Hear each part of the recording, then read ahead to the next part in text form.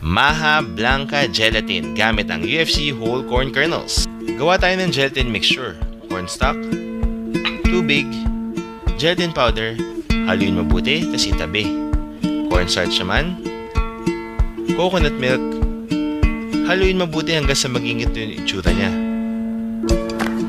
UFC coconut cream, asukal, asin, UFC whole corn kernels, haluin mabuti, at dahan-dahan idagdag ang cornstarch mixture. Haluin hanggang sa kumapal, parang ganito lang. Tapos iset na natin ito. Painitan naman ang gelatin mixture,